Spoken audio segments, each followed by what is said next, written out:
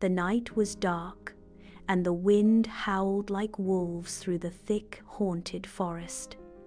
King Vikramaditya, brave and unshaken, made his way to the ancient banyan tree once again. Slung across his shoulder was Betal, the talking ghost who dwelt among the dead.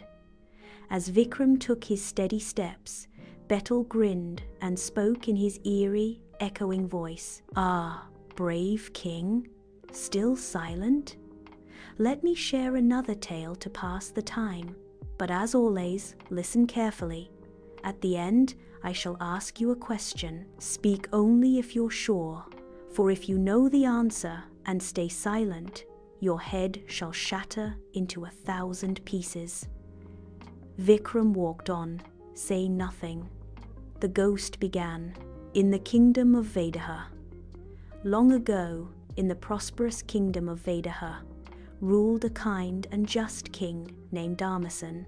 One day, while riding through the woods, he heard the cries of a baby under a peepal tree. Surprised, the king found a newborn boy wrapped in silk, placed gently in a basket. A note lay beside him.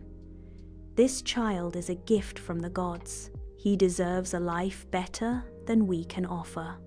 The king, childless and noble-hearted, took the baby back to his palace and raised him as his own son, naming him Aryan. Aryan's coming of age. Aryan grew up to be kind, courageous, and wise beyond his years. The kingdom adored him, but fate had more to write.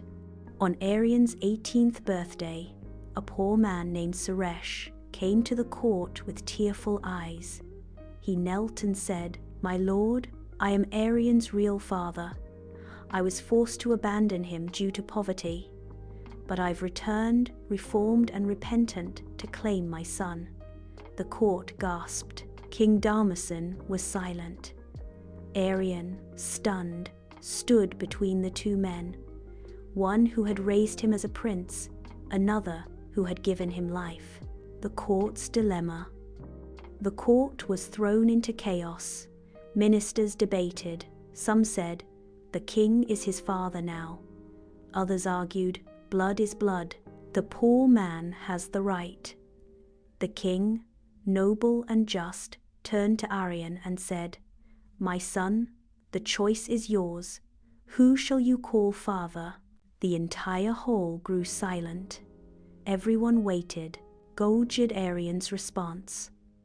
Aryan bowed deeply and said, "To the king I owe my name, my life, my wisdom, and all that I am. To the poor man I owe my breath. But to choose one is to dishonor the other." Then he added, "I shall serve them both, one as my ruler and one as my elder. But my heart shall remain forever with the one who never abandoned me, not even for a day." The king and the poor man both wept.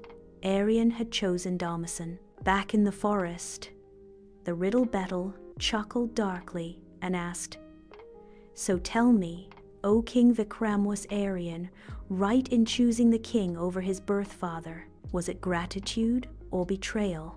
Vikram's answer. Without pausing, Vikram spoke. Aryan was right. A father is not only one who gives life, but one who gives love, values, and sacrifice. The king nurtured him, educated him, and gave him a future. Though blood ties are sacred, duty and love are stronger. Gratitude to the one who raised him is not betrayal, is dharma. Betal shrieked with laughter. "Ha ha ha! Wise as always, Vikram, but you spoke again, and now I fly!" With that, Betal vanished from Vikram's shoulder and soared back to the banyan tree. The cycle continues.